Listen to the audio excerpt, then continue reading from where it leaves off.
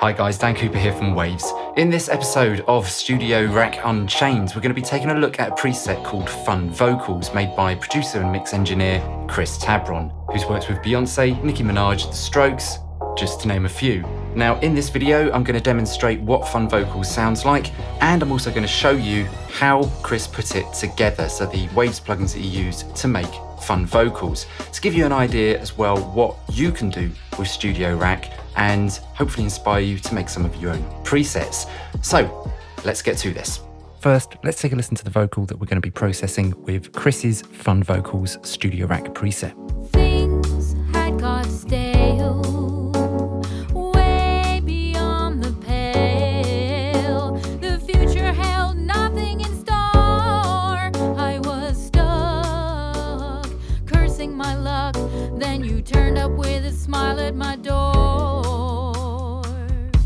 Okay, a good vocal, but it is bone dry and it doesn't really sit in with the rest of the mix.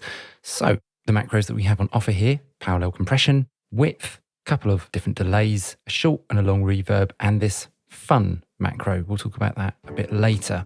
Let's twist in some of these macros and hear what they sound like. Things had got stale, way beyond the pale. The future held nothing in store. I was stuck, cursing my luck. Then you turned up with a smile at my door.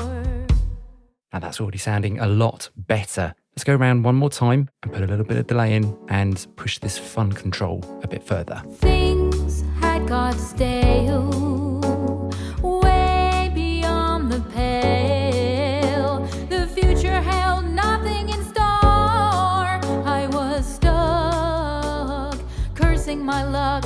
Then you turned up with a smile at my door. Nice. Those delays sound really sweet and a little goes a long way.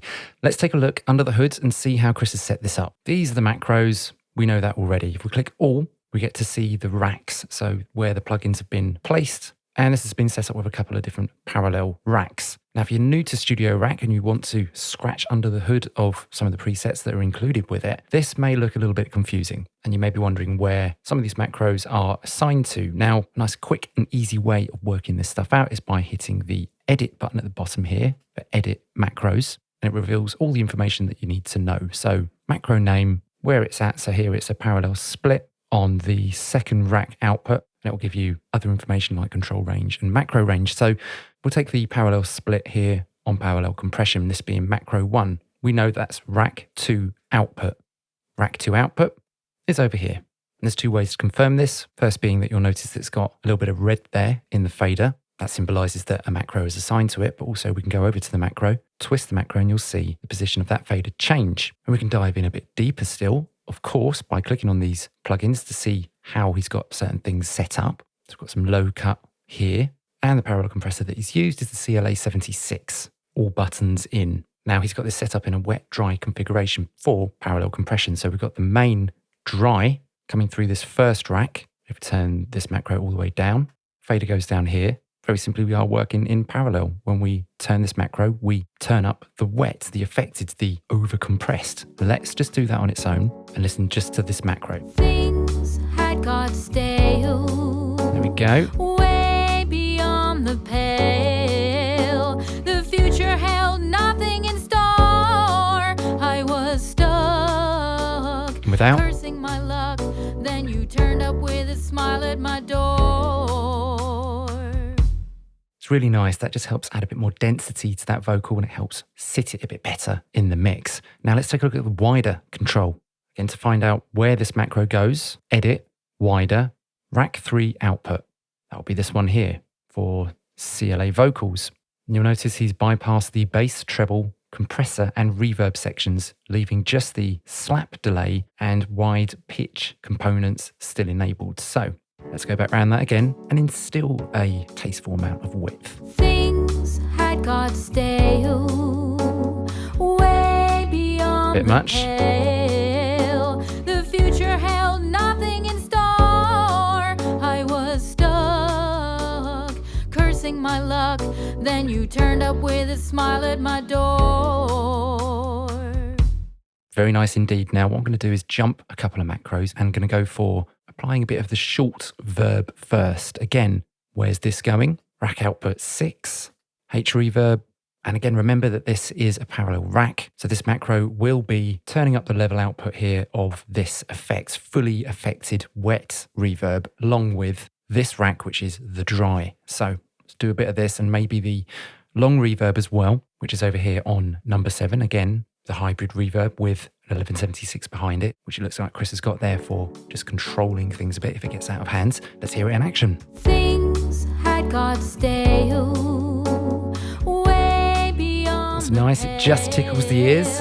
The future held nothing in store. I was stuck. Nice for a bit of atmosphere, the long one.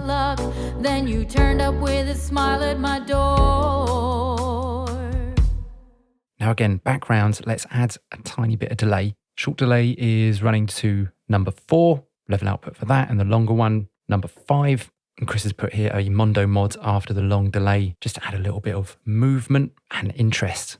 Let's find suitable levels for these if they work in this vocal mix. Things had got stale, way beyond the That's nice. Now for the long one. The future held nothing in store. Too much. I was stuck, cursing Although my we could do a luck. delay throw. Then you turned up with a smile at my door.